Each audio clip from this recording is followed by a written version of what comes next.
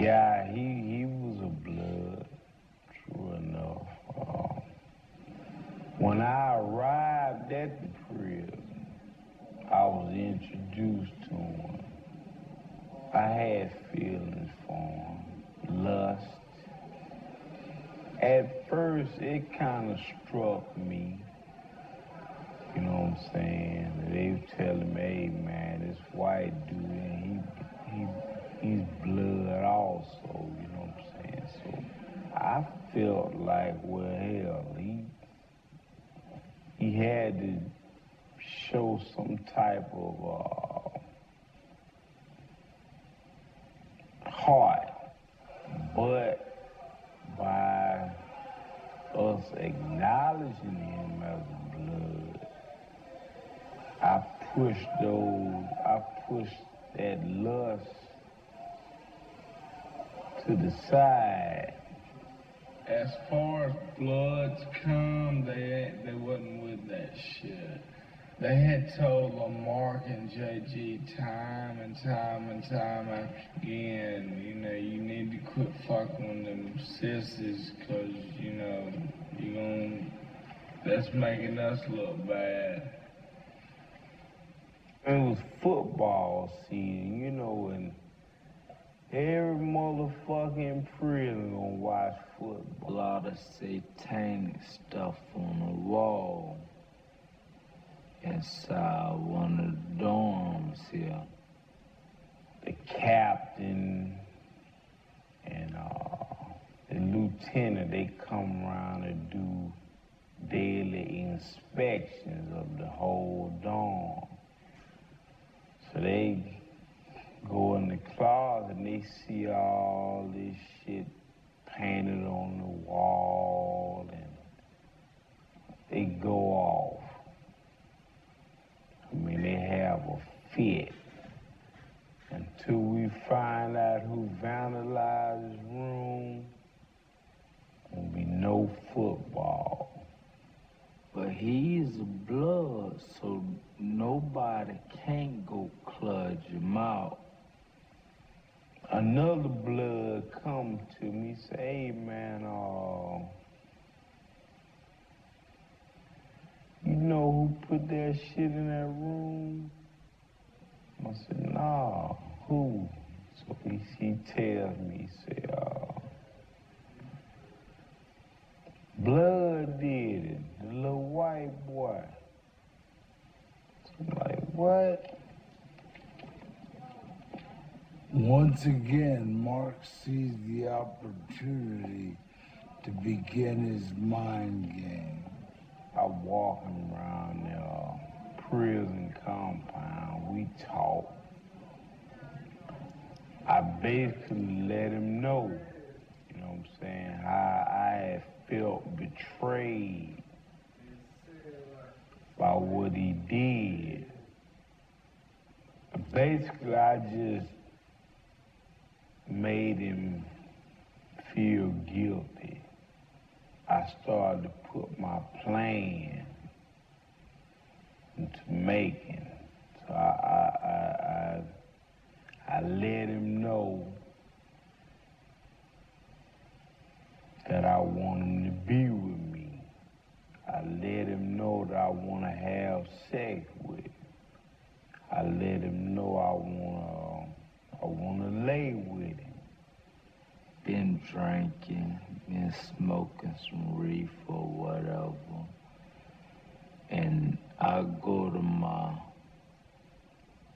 little brother's cell, or I call him my little brother, Mark. This is my righteous dog, you know what I'm saying? He comes in. So I asked him, I said, man, you know what you did could have got a lot of people messed up. So he's like, yeah. He doesn't make it any better.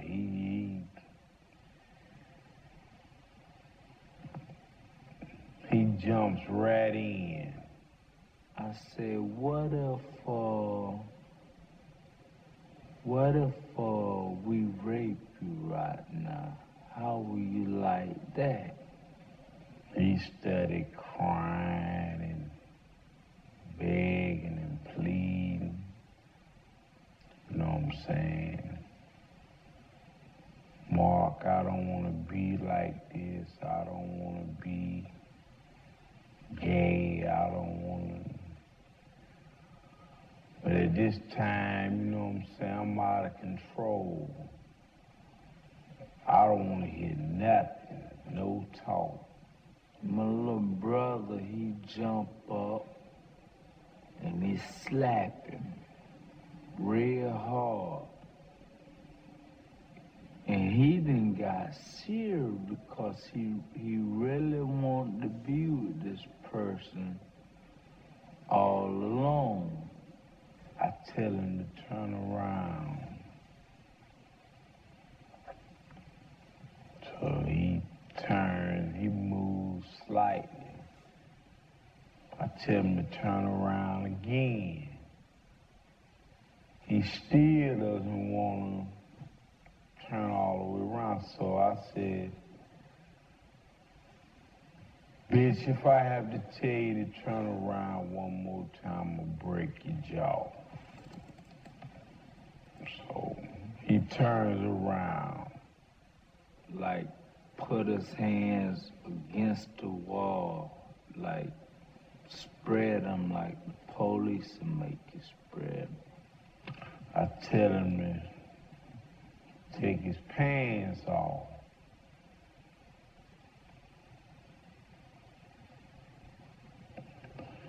He doesn't want to do it. I punch him in the face. You know what I'm saying? I squeeze his ass cheeks. 2 handfuls. He tenses up. You know. So I take my pants off. I mean, he's just sitting here the whole time. I had a pair of red and white Jordan with some red shoestrings in them. So I ain't got nothing on but these tennis shoes and my undershort. I give him the grease. And I tell him to put some on his finger. Stick it in his ass and you know what I'm saying, kind of like fuck himself to loosen himself up, because I know he had never been penetrated before. It was his first time. This old penitentiary trick that I learned from some old convicts. If you scream rape, you know what I'm saying,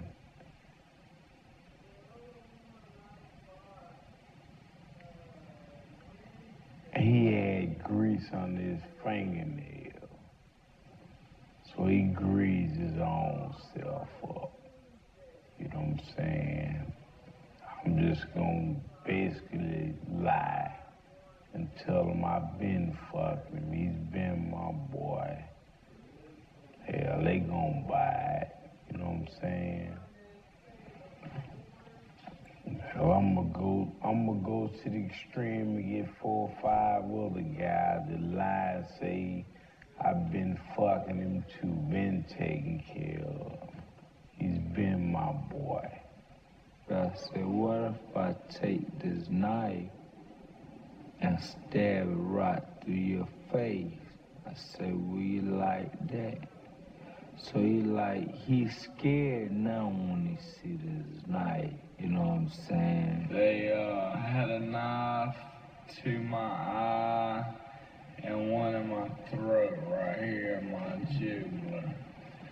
And I'm telling you, I could just feel them, sticking me. And it's like if they put any pressure on it, it's gonna cut me wide open. I go to fucking him. You know what I'm saying? Slowly at first, you know what I'm saying, and try to loosen him up. And it was tight.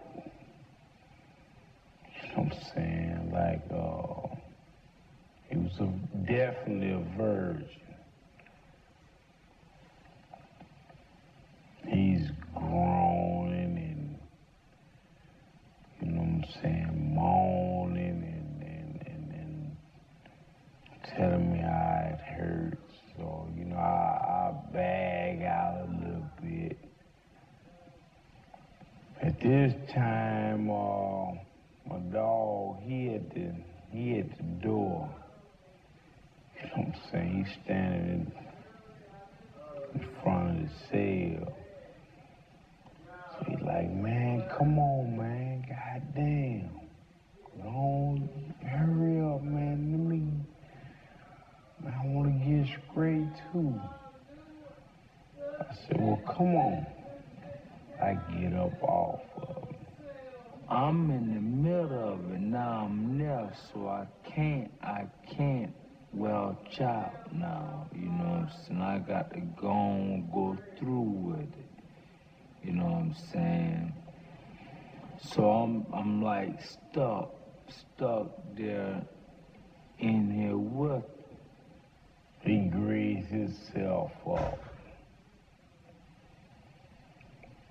He shows him no mercy. He fucks him for real. You know, since I had to tell him, hold up, man, slow down, chill out, man, you know what I'm saying? You don't want to hurt him for real, you know what I'm saying? And you have to go to the hospital, and, you know what I'm saying? He's gonna automatically have to say what happened. He have sex with him first. Then I have sex with him. Then he have sex with him. I have sex with him. Then he have sex with him. And then that was the end of it. So I didn't finish it first, you know what I'm saying? So I fucked him, I come off, I get my due. Next day, you know what I'm saying, he goes to say, in prison, that's lockup. So I'm like, in my heart, I'm like, damn, we through. We done got us a rape case. They was telling me bullshit about, like, if you get in trouble, so we're gonna go up there and lie and say you brought it on yourself and shit like that. And I was believing them. They had me in a position where they had me spooked. You know what I mean? Because I was looking to make parole and everything. And I wasn't trying to get in no conflict. I say, you got two choices. You can either be with me, or you can go pack your shit and go tell them folks to lock you up. You go back to lock up. Reluctantly, Matt agreed to become another one of Mark's boys. Only thing I ask of you, don't try to make me be like a sissy, a girl inside a prison.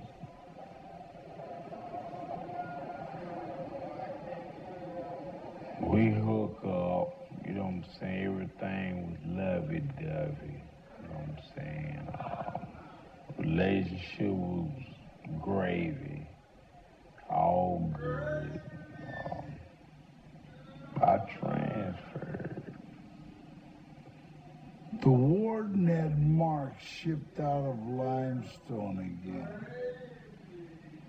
But everyone knew Matt had been turned out. The other men all wanted their shot. And he got this other dude, you know what I'm saying? He wound up having sex with him. He was doing so bad. So he wound up selling to another dude, and that dude wound up selling to another dude. And all this, what he was going through, was a result, because nobody messed with him. He's a blood. He just went crazy. He just went to sleeping with different guys. I mean, just tossing their ass up. You know what I'm saying? Letting everybody fuck. It was just something that happened in the penitentiary that I left in the penitentiary. I mean, even the girl I got now, I mean, she's a fucking fox. I can't lose her about some humbug shit, you know? I mean, if I can keep it from my family I done 4.5 years, and then now I'm out 6 months, and they still don't have any idea, I don't think it'll be a problem. And they ask me questions all the time. Well, how was college like? Shit, I guess the penitentiary made me a real good liar. If he stayed gone for 5, 6 years or whatever, if he ever come back to prison and there's someone in prison that remember him from then, he will always be a boy.